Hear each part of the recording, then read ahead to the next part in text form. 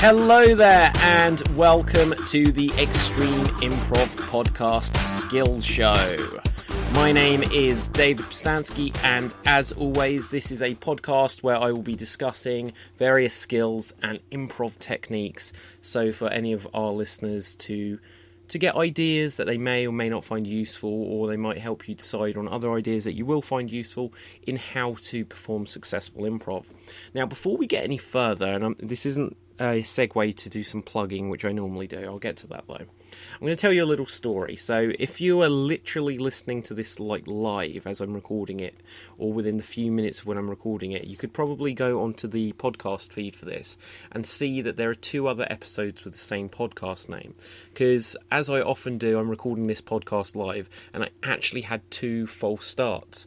The first one is because earlier today I recorded a podcast for the Games Monster video game podcast, and I suddenly realised after a few seconds or a minute into the podcast that I hadn't changed the feed, so it would be going through to that. So I need to go through and edit that as I'm talking right now. It's going to have a dodgy non-Games Monster related episode in that feed. So it's like, oh no, I've got to start again. So I started again, and after about 3 minutes into it, I suddenly noticed that I hadn't got my mic switched on. It's switched on the microphone and it's switched on the computer, but the recording software gives you the option to reduce or increase the volume. As you probably noticed now, it went very quiet then, now it's even louder.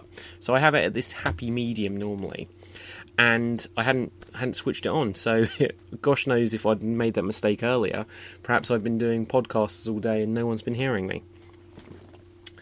So it's character building when things go wrong, which is just a little segue I'm going to give you into today's theme, which is developing a character in improvised theatre.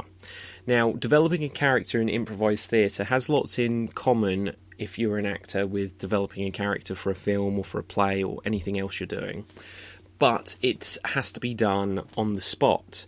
You don't have time to plan and research and plot out and draw and like storyboards and spidergrams and all these other things and mood boards like you might do if you're an actor developing a role for a play or a film or whatever. You have to make some decisions as you're performing it, which can be difficult, but the tip I will give you to begin with is be bold. You can make some quick choices, which sometimes can lean towards stereotypes, and we'll speak a little bit more about stereotypes later. But whilst you can be careful of negative stereotypes, you can think, right, what does this character... what do I know about this character from what I've got, from the scenario, the suggestion from the audience, or whatever you're working with, the time period, and you can make some quick, bold decisions. And then as you're going through and developing the story and working with your scene partners, you can find nuance in individual characteristics and character traits, which you can layer into the character, which will develop more as it goes on. And that isn't just that you'll start off with a fairly stock character or basic character and later on it will become this great character. It's like that in films and television shows and things as well, especially television shows. If you watch, I'll give the example of the sitcom Friends. If you watch the characters in season 1 and then see the same characters in season 10, you'll notice there's a lot more callbacks and running gags and things which don't need a huge amount of explanation because the audience have grown to understand them and the actors have grown to understand their characters that they're playing and the writers have grown to understand their characters. So when a character, because the characters in Friends, if they're 25 when the show begins, that's 25 years of life experience, and yet it still seems like they're saying things that are exposition based and there are inconsistencies and, you know, they're a bit more put into their boxes of Ross is the smart one, Monica's the neurotic one, and Phoebe's the silly one, and so on and so forth, using Friends as the example there. But later on, you'll see that the characters can have times where it's like, oh, well, Ross is very clever, but he'll be very silly when it comes to something like this, or this person will be anxious about this because of something we've seen happen to them in the past.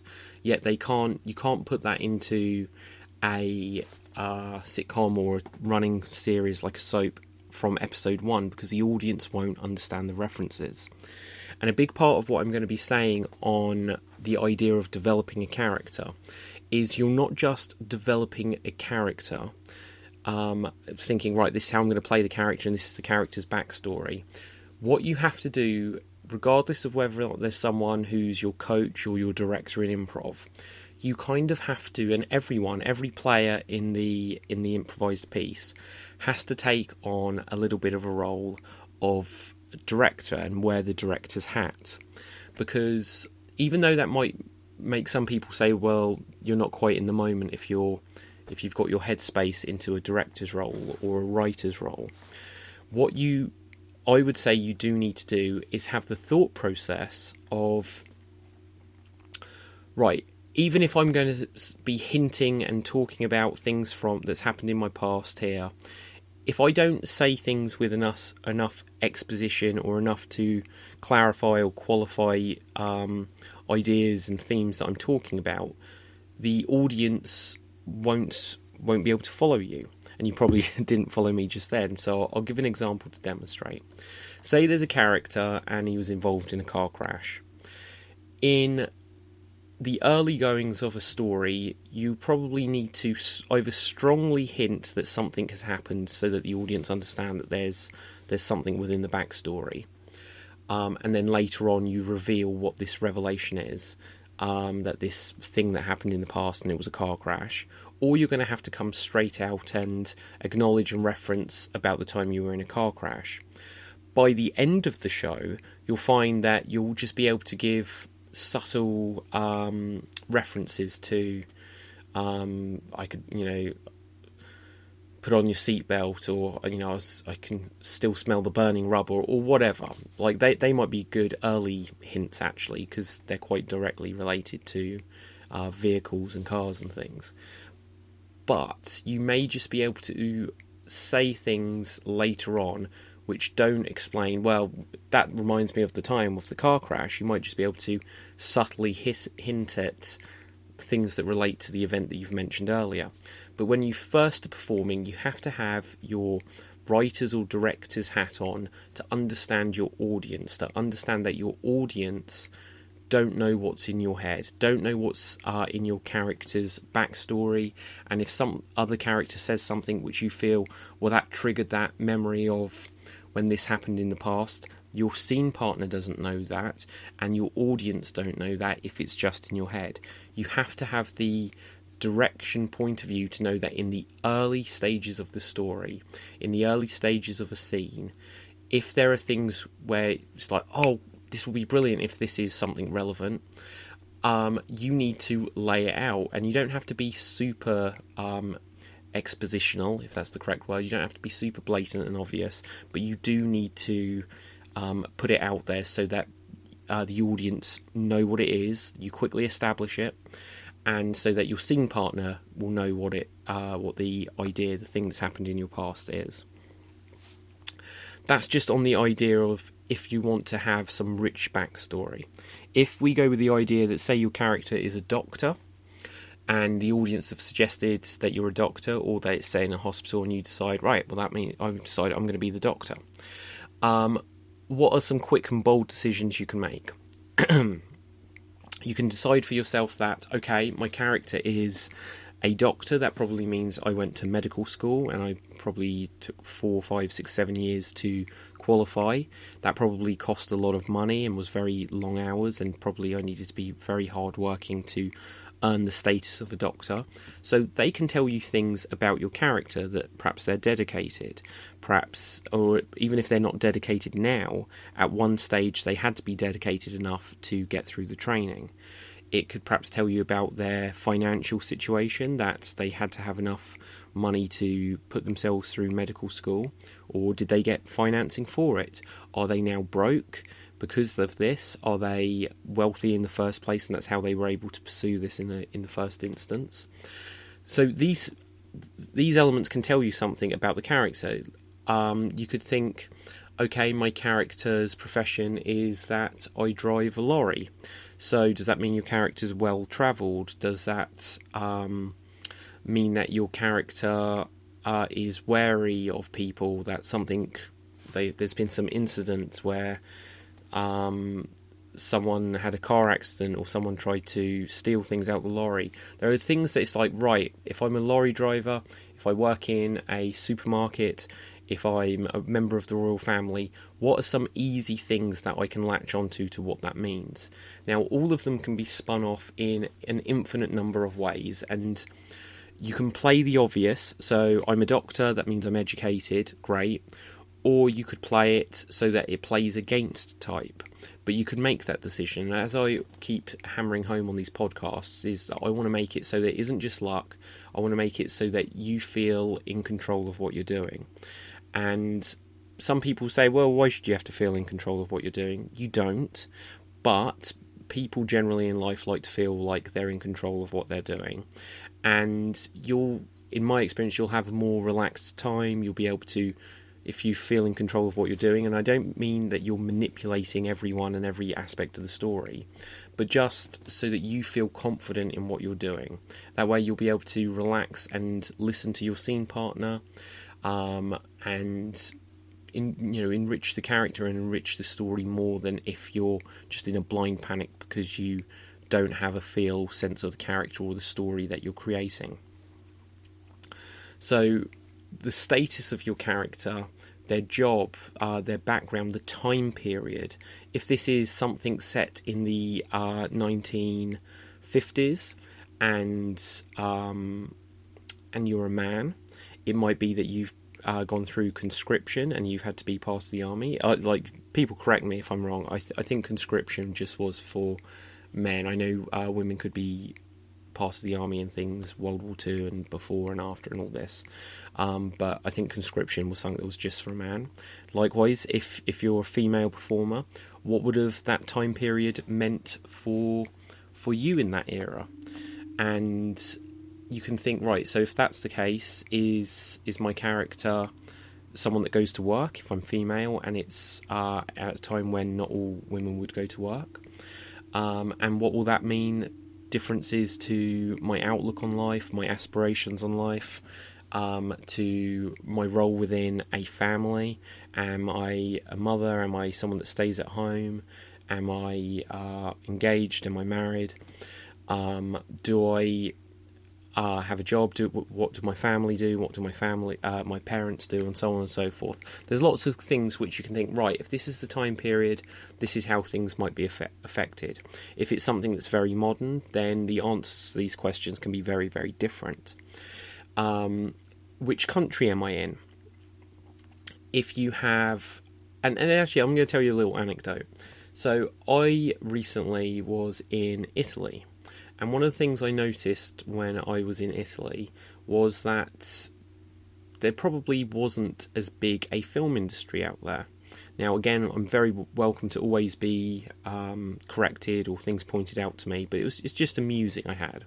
I'm not trying to disparage anyone or anything. But you think of the United States of America and Hollywood. There's like hundreds of millions of people live in the United States, and for the most part, everyone there speaks English. And then the United Kingdom, everyone in England, it's called England, speaks English. And then in Australia and in Canada, there may be other languages, but they all speak English. And when I've been to many places across the world, in Europe or whatever, even when I've been to Japan, so many people speak English. So that tells me that when the American film industry make a film, they know that there can be an audience who will understand it without dubbing, who can just take the product as they have designed it for themselves, who will be able to understand it, and it will be accessible to, because it is in a language that is native to hundreds of millions of people, 1 billion or more people, for their native tongue. And then it's going to be the second language for a large proportion of the world. When I was in Italy, I felt like, well, they can watch the Avengers and they can watch everything in English, because everyone out there, only one person I spoke to in Italy when I just said, oh, do you speak English? Por favor, which is one of the only words of Italian I speak, which means please. There's a little Italian lesson for you there. Only one person said, like, a little, like this. And even then they spoke English. But if you go across the world and think, well, who speaks Italian? Italy is a relatively small country. I couldn't actually tell you what countries outside of Italy speak Italian. Now, I'm sure there are some, but if there was going to be an Italian film industry, they can't spend 200, 300, 500 million euros, pounds, dollars to make one film, because it would have to be dubbed. It wouldn't be as readily accessible to everyone, and there wouldn't be a return on their investment. So they can't make as big a budget and as elaborate films, and they can't make films hoping that it's going to get the same sort of reach and audience as someone in England or America. Now, England isn't a huge country, but we know that any film we make has the potential to go to Australia and Canada and the United States and basically anywhere else that speaks English. And the reason I've told this long-winded story is just to highlight that if, depending where you are in the world, it can change what your character is like.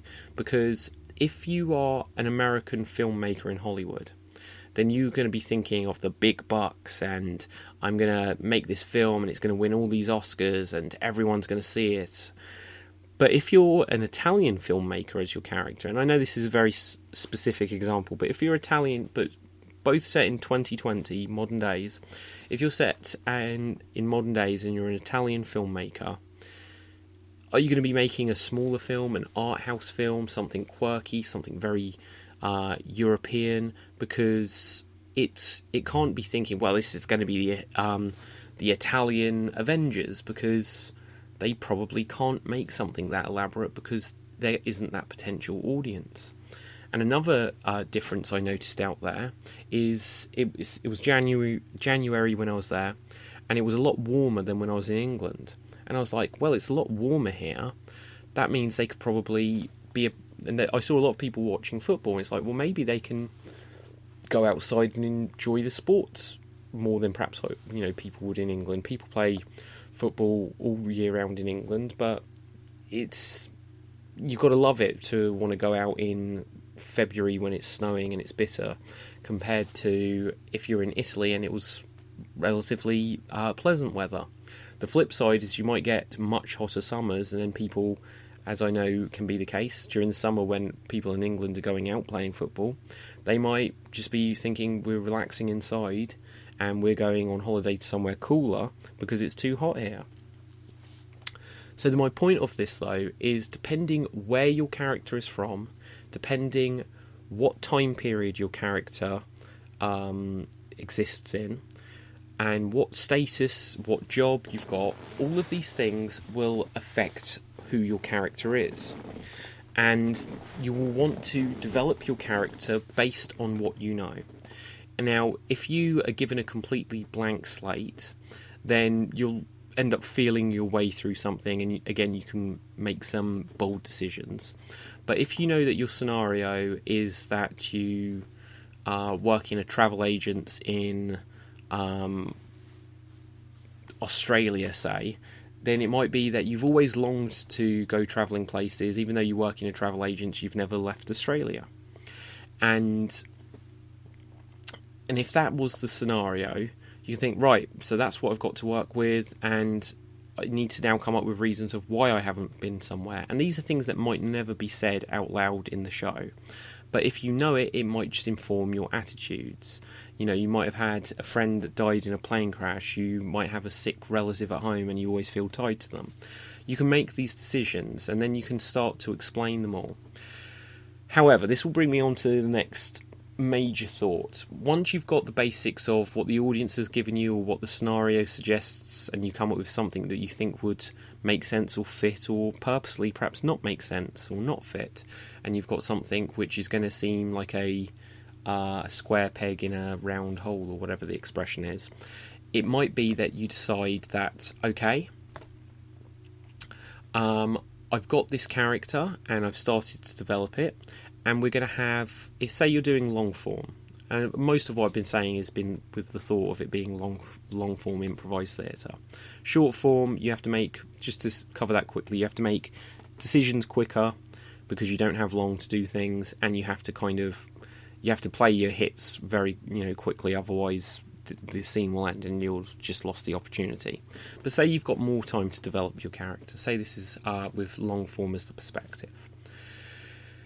You have to think that, wow, my character, they were a victim of a robbery, and they're an orphan, and they won the lottery. And it doesn't have to be negative things, it can be positive things, and they've got a child, and all these things. You have to think, right, so what if these are decisions I've made on the character based on the location, based on the time period, based on who the other characters and their jobs who are on the stage in the scene.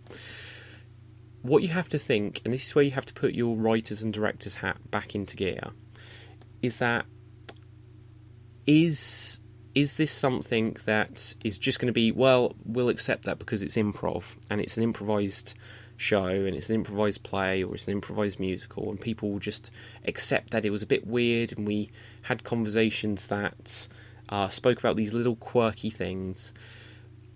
If it was scripted, would you accept it? That's something I always throw up to people to question. You might do something which might be interesting, fascinating to watch, engaging to watch in its own right, as a conversation, as a character piece. But I'll always say, not that you then have to say, oh no, the answer is no, you wouldn't get that in something scripted, and don't do it. But just again, make sure that you're in control, that you have the choice. Don't do something without this thought.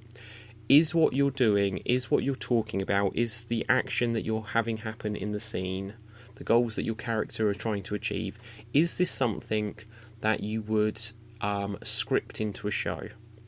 And if it isn't, why isn't it?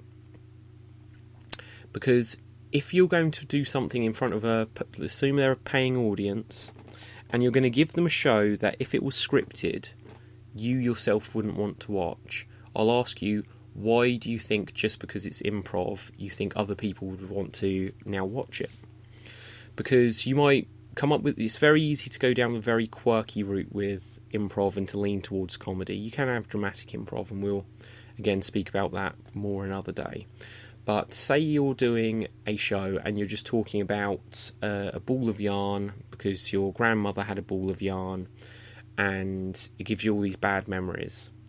Now, it might sound just from that little bit that, oh yeah, there's going to dig into some backstories and there's going to be this and that there. Would you go and see that if it was a scripted play? Now, I always say that improv depends on the context. If people know that you're improvising, you can do a lot more, because if people think things are scripted, they'll be like, well, why is this the focus? Why are you talking about that? Why would I want to watch that? People have a different appreciation for what you're doing if they know what you're doing is improvised. But still, it's up to you to make choices, and these are actor choices. If you're going to do this about the ball of yarn, do you want this to be a 15-20 minute conversation about a ball of yarn and your grandmother had it and so on and so forth? Or if you were watching this and it was scripted, would you be thinking, okay, I need something a bit more meaty to come up here? Or even if I'm going to refer to this, do I want to make it last 15 or 20 minutes? Do we need to have something more exciting happening? Or do we need to have something where the story moves on? Because it can be very easy when you're developing a character in improv, again, especially long form, where, as I mentioned, you sort of start to find the character, where you're just kind of finding the character in your own thoughts and you're airing those thoughts out loud. And as you're airing those thoughts out loud, it's taking up minute after minute, and by the end of it, it's like, yeah, I developed a really strong character. But in a scripted play, you'd have made all of those decisions to yourself, and then you'd just be moving on with a story. Often in long-form improv, you'll see the character, the performer playing the character, work out these thoughts out loud as they're finding the character. They're letting you in, and it's good. It's very good that they let the audience into the character.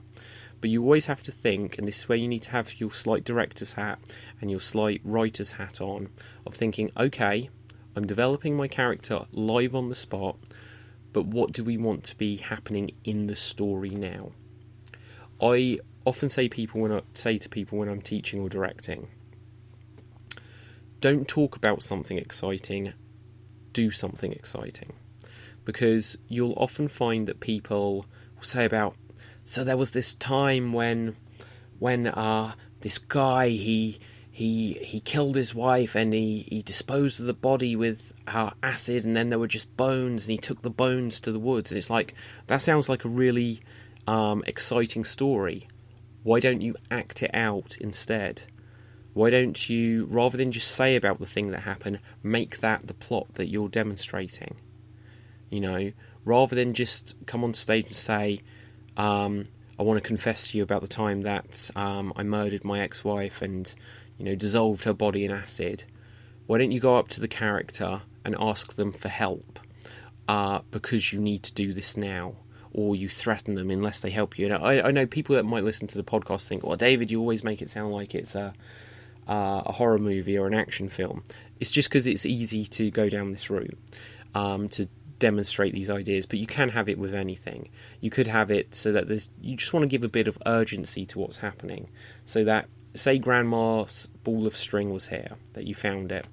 It could be that you're trying to get something for her birthday, and this will be really meaningful if you package this up or something. Or, you know, she's died and she's left this in the will, and there's something about this ball of yarn is weaved out of gold. Who knows? You can just pick something where there's going to be, okay, this is going to lead to something where we're not just going to be sat there talking. We're going to do something that leads to action. Because it's all good and well to have well-developed characters, but if nothing interesting happens with them, you risk losing your audience, and you're not going to come back to these characters probably ever again. Sometimes you might get like an improvised soap opera or like a series where the characters that are developed in episode 1 or show 1 come back another night or whatever, and it might be, oh good, I can bring this back, but it's very unlikely that you're going to have a huge audience that will keep coming back to see what happens next whilst you're developing these characters, and then once you've developed these characters, move them into some interesting story or interesting action. So you kind of have to do the very difficult task of making quick decisions and having a strong character, strong choices for your character, and moving them through the story at the same time. And you'll often find, as I always say on these podcasts, that as you're doing things, they'll inspire new ideas. That's like, oh, that's brilliant, I was just standing there and talking and trying to work out my character, but now because we're actually doing something, it just means that, of course, this thing we're doing might relate to something that's happened in the past, or something they've always done in the past, or whatever. Doing things will give you more inspiration for your character. And if they don't, whatever the task is you're doing, whether it's changing a tyre on a car or fulfilling orders, it will be like, right, you've always got the task, and by like making deliveries, I mean you've always got the task to lean back on. You've always got the task at hand that is something that you can carry the scene with whilst you're trying to find the next moment, the next character moment. Now, this podcast's gone on a bit longer than I intended, so I apologise already, because I like to keep these short. But the last tip I'll give, and we'll definitely talk more about developing characters another time, but I'll say about the idea of endowing characteristics to another performer.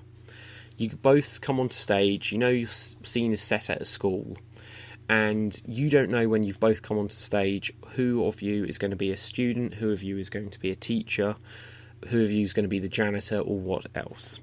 And someone will say something and very quickly they'll establish who they are, and you might suddenly decide, oh right, they're a school child, so I'm going to play the best friend, or oh well, they're a school child, so I'll play a teacher, or oh, they're a teacher, so I'll be another teacher and we'll be the faculty. You can make these decisions, but likewise, you could have two characters on stage, you're told it's in a school, and you could just look to the other teacher and go, Miss, I need help with my maths homework, or something like that, and you have endowed the other performer that they are Miss. And if you don't understand that, I'm English, and often, especially when I was at school, you'd have your teacher and you'd say Miss, meaning Miss Smith or whatever, and you'd just say Miss or Mrs. And and then you'd say their surname or their name, whatever they want to go by. But if you say that and the other performer understands how schools work, at least in this country, then they'll know, okay, I'm the teacher, and the other person has decided I'm a teacher, and they might secretly having the thought in their head, oh, I don't want to play the teacher, I was about to say something where I was the student, but okay, I guess I'm now the teacher, because you've got to say yes and run with it if you've been given a suggestion, given an offer by your scene partner. But likewise, that's given you the basis of your whole character. You're now a school teacher, and you can think, right, I'm a teacher, which meant I've probably qualified to be a teacher, which means that, okay, am I a maths teacher? Am I a science teacher? What's my interest? What's my field of expertise? And you can start making these bold decisions. But say that's already happened, or say you yourself decided you're the school teacher. You could then think, okay, we're doing the scene, and suddenly the other character could say, Miss, why did you hit Stephen yesterday? And it's suddenly saying something which you could deny it. You know, you shouldn't say no to things.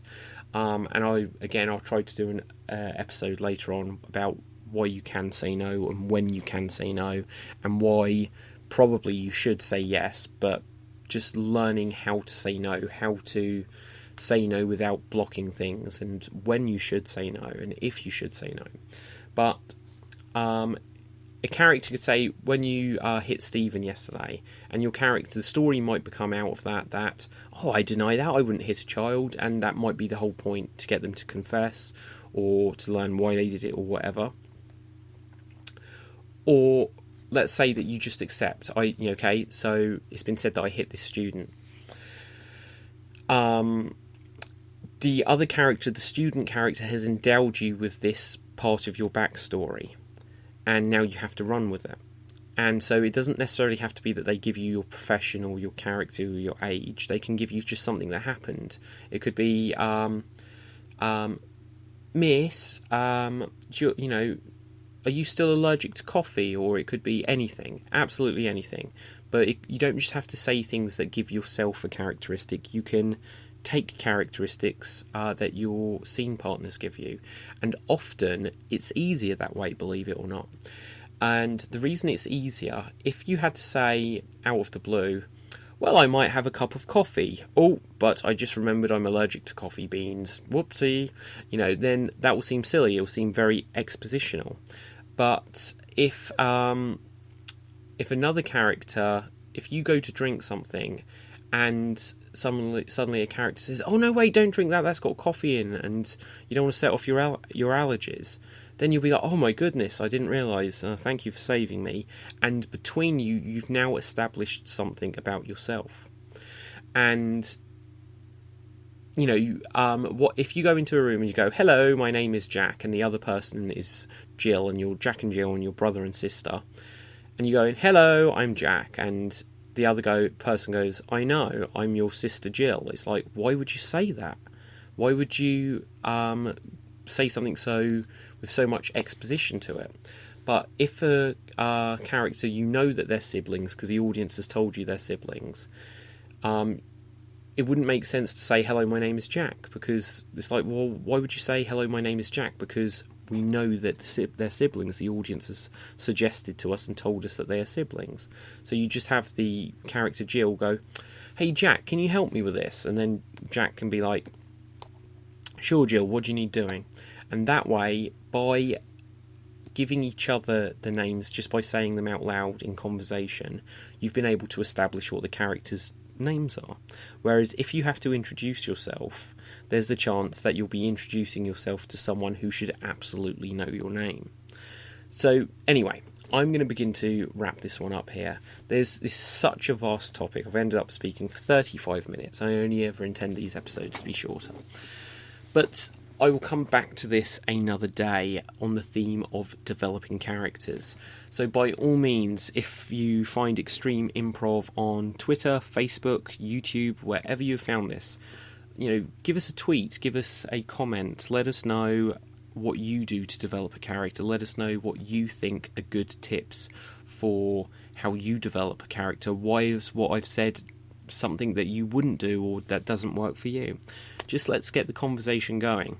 My name is Michael Caine. No, just the way I started saying my name sounded like that Michael Caine phrase. But my name's David Pustansky. You can follow me on Twitter at David Pustansky, which is spelled Pustansky. And this is the Extreme Improv Skill Show. We have lots of other podcasts on the Extreme Improv Podcast Network.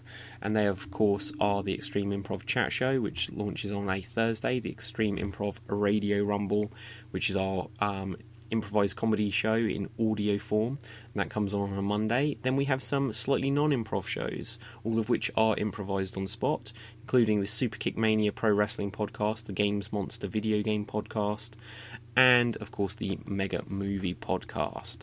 So until next time, thank you so much, hit that subscribe, and bye for now. Bye, Ziz!